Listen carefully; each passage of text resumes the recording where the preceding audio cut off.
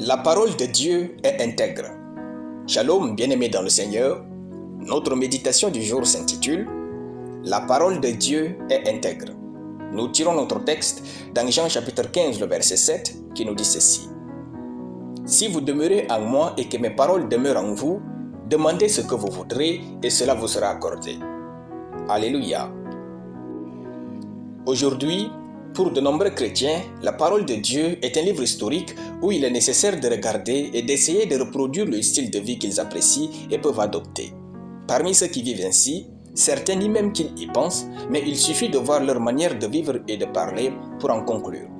Il s'agit en effet des chrétiens qui ont foi dans leurs rêves et leurs songes que dans la parole écrite de Dieu. Des chrétiens qui ont foi dans les traditions humaines qu'au commandement de Dieu. Des chrétiens qui ont plus confiance dans leurs émotions et sentiments qu'à la volonté de Dieu.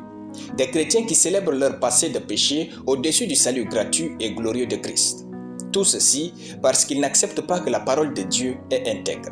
L'intégrité de la parole de Dieu signifie qu'elle est infaillible et tout ce qui est écrit est inébranlable.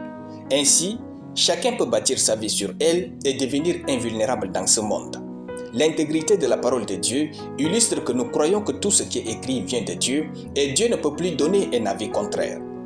Abraham a cru à l'intégrité de la parole de Dieu pour avoir Isaac. Isaac a cru à l'intégrité de la parole de Dieu pour rester dans la famine à Guérar et prospérer. David a aussi cru à l'intégrité de la parole de Dieu sur son alliance avec Israël pour traiter Goliath d'incirconcis et le tuer.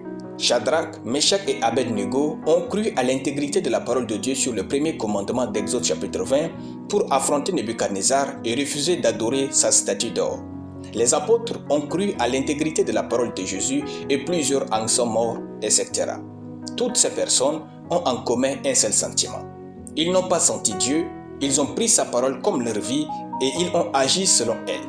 Si vous ne croyez pas à l'intégrité de la parole de Dieu, vous n'avez pas Dieu pour Dieu et Seigneur de votre vie. Car Dieu et sa parole n'en font qu'un. Croyez aux paroles de la Bible et vivez selon elles. C'est ainsi que Dieu se révèle votre Dieu. Alléluia. Nous allons prier. Merci Père pour la révélation de ta parole dans mon cœur. Je déclare que tes paroles sont mon monde au nom de Jésus. Amen. La lecture biblique en une année, Ésaïe chapitre 1 à Ésaïe chapitre 5. Soyez bénis, c'était le pain du ciel.